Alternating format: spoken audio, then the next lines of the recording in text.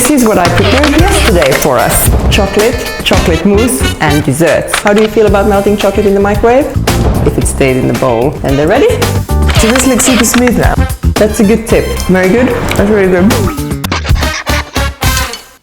Today our festive cooking continues and we're gonna attack my favorite theme, chocolate mousse and desserts.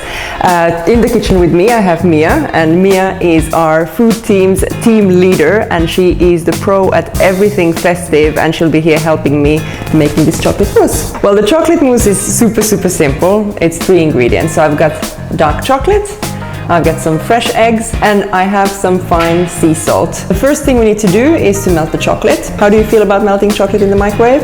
I'm a little bit scarred. It seizes when I do it. So the trick when melting chocolate in the microwave is to not burn it. So I'm gonna put in first just 20 seconds. The chocolate is starting to sweat a little bit. So this is the second 20-second batch. So now we can see that it's already starting to melt. One more 20 seconds. I've done now 3 rounds of 20 seconds, and see. This chocolate has orange bits in it, so I've chosen a dark chocolate with orange, just to give that sort of nice festive theme to my chocolate mousse.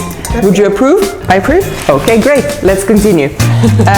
Any tips on cracking eggs? Anything to avoid? Let's just try to avoid the shell. That's fair enough.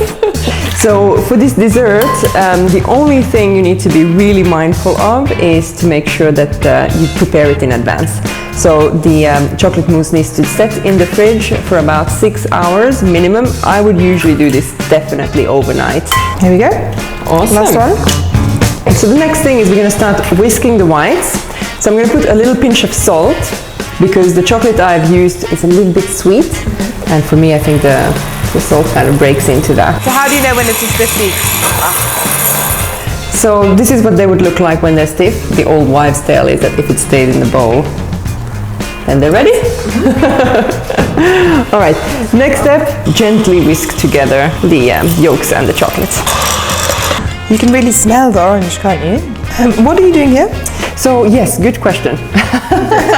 Why have we got so much left and so little in here? I'm just doing it in batches, so I don't want to break the consistency of the whites, to make sure that the mousse stays a mousse and not a brick of chocolate. So this looks super smooth now. I can't see any of the little white bits left.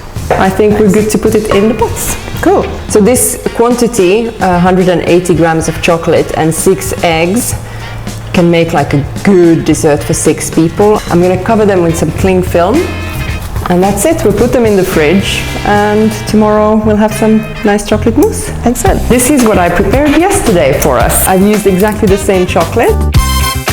Shall we taste? Definitely, yes please. That's really good. Very good. The German in me wants to add some whipped cream. But other than that, That's a good tip. this is delicious though, especially with the orange. Great. Bon appetit. And this brings to an end our wonderful festive tips, which we've been doing here for the whole month in December. I hope you've enjoyed. I hope you've learned something. Thank you very much, Mia, for sharing the kitchen with me during this time, and wishing you all a wonderful festive season. Happy New Year! Bye!